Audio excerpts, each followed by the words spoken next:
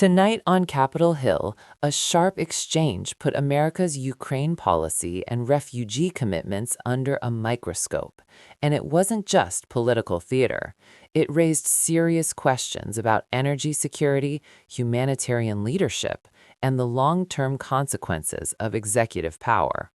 Thank you. Senator King. Thank you, Mr. Chair. Thank you, Mr. Secretary. In response to an earlier question, you sort of posed a question back.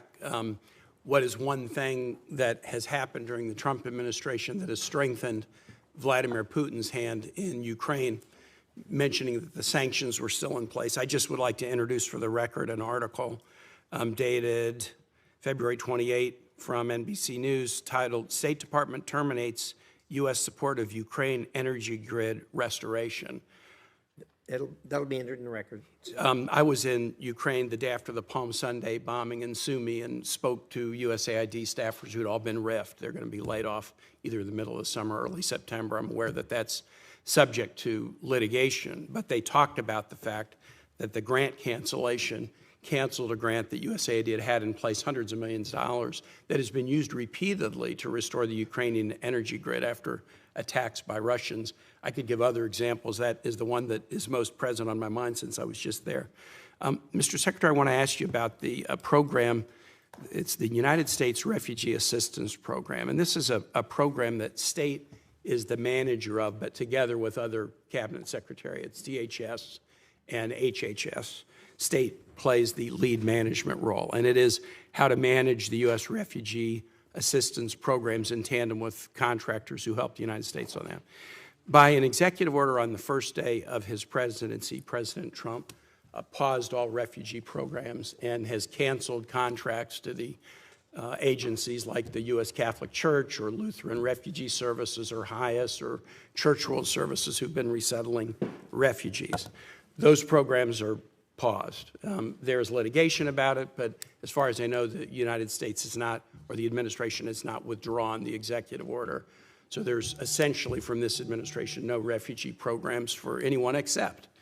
In early February, the president announced a special refugee program for Afrikaner farmers, justified A, by some concerns about South Africa and foreign policy, but B, a claim that these were persecuted individuals.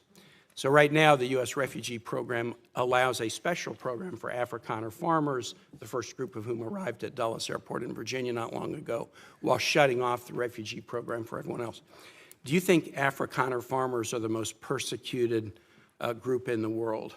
I think those 49 people that came certainly felt they were persecuted, and they've passed every sort of check mark that had to be checked off in terms of meeting the requirements for that. They live in a country where farms are taken and land is taken on a racial basis. Okay. Do you think they're more persecuted than Uyghurs or Rohingyas, or more persecuted than political dissidents in Cuba or Venezuela or Nicaragua, or more persecuted than those who would be threatened should they be returned to Afghanistan by violence by the Taliban? Well, the problem we face there is the volume problem, okay? If you look at all the persecuted people of the world, it's millions of people. They can't all come here. And we had refugee programs. So why prioritize Afrikaner farmers? Well, because it's a small subset, it's a new issue, and the president identified it as a problem and wanted to use it as an example. But that's different from having these refugee programs that were basically spending money to put people up in communities and accommodate them, and it was acting as a magnet. Millions of people in this country illegally, and today the border is sealed. Let me challenge you, and I'm just going to say for the public, if you want to understand about the, quote, persecution of Afrikaner farmers, go look at the composition of the South African government. Since July of 2024, there's a government of national unity, and the opposition party to the ANC, the Afrikaner Party, the Democracy Alliance, is part of the governing coalition.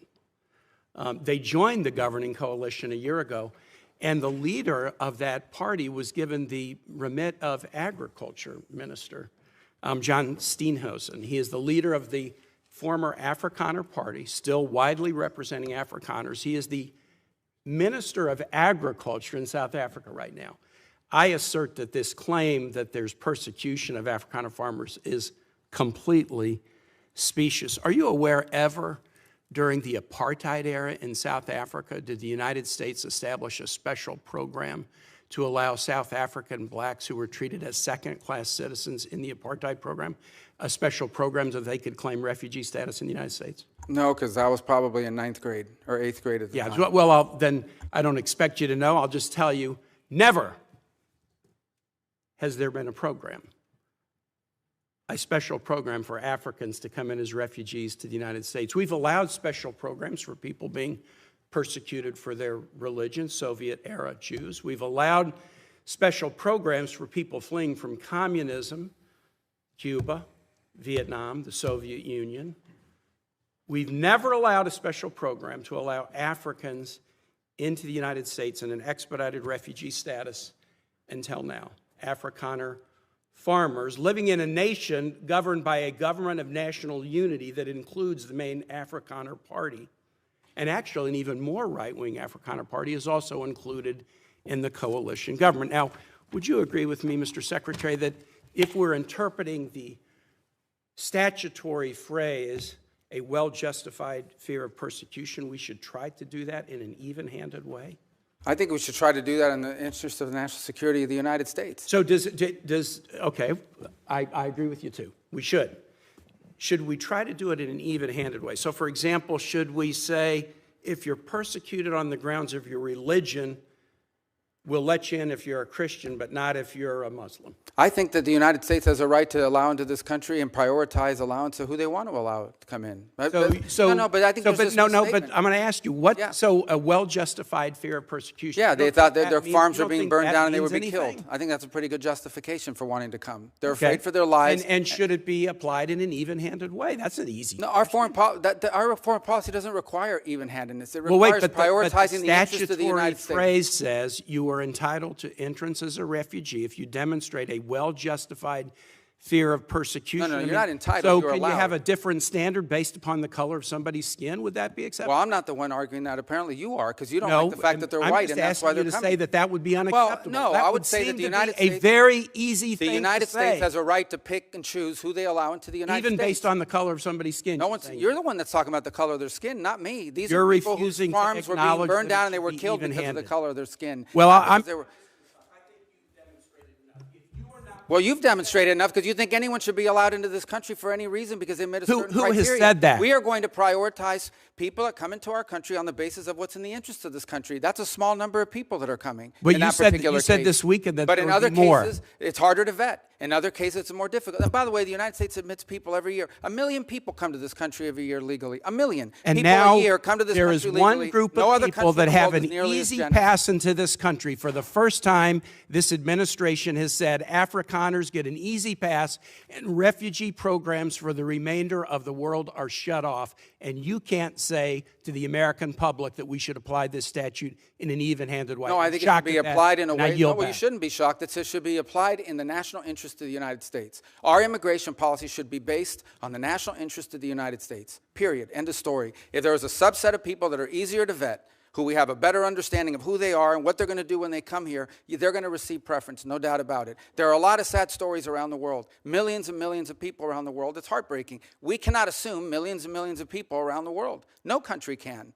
So you have to have a process of deciding who do you prioritize, who do you allow in. We do it all the time. We do it in our immigration system now under our current laws. Unfortunately, it's primarily based on family connection and not on what they're going to contribute to the society from a merit standpoint. That should be changed, but that'll require statutory changes. But the bottom line is this notion that somehow we have to accept anyone who wants to come to the United States is absurd. No country in the world has an immigration policy like that. And no one is arguing that we should. I yield back, Mr. Chair. During a Senate hearing with Secretary of State Marco Rubio, lawmakers revisited a question that cuts to the heart of U.S. foreign policy. What, if anything, has strengthened Vladimir Putin's hand in Ukraine during the Trump administration? One senator didn't just answer with rhetoric, but with receipts, entering into the record a February 28 NBC News report titled State Department Terminates U.S. Support of Ukraine Energy Grid Restoration. Why does that matter? Because Ukraine's energy grid has been one of Russia's primary targets since the war escalated. Repeated missile and drone strikes have aimed not just at military infrastructure, but at power plants, substations, and heating facilities. In winter months, these attacks are not just tactical, they are humanitarian.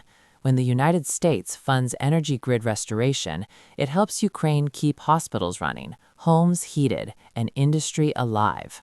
Cutting that funding does not simply save money, it shifts the strategic balance on the ground. The senator revealed having visited Ukraine the day after the Palm Sunday bombing in Sumy, meeting with USAID staffers who had been laid off or were facing imminent termination. These were the very people coordinating the rebuilding of bombed-out energy systems. The grant in question, worth hundreds of millions of dollars, had reportedly been used repeatedly to repair infrastructure after Russian attacks. The implication was clear. If you reduce support for reconstruction, you increase the long-term leverage of the aggressor. And that brings us to the broader geopolitical lesson. Modern warfare is no longer just about tanks and territory. It is about electricity, water, internet access, and morale. The most politically charged moment came when the senator noted that while the general refugee program was paused, the administration had announced a special refugee pathway for Afrikaner farmers from South Africa. That move sparked debate about selective humanitarianism, whether refugee policy should be universal and criteria-based, or whether it can and should prioritize specific groups for political or strategic reasons.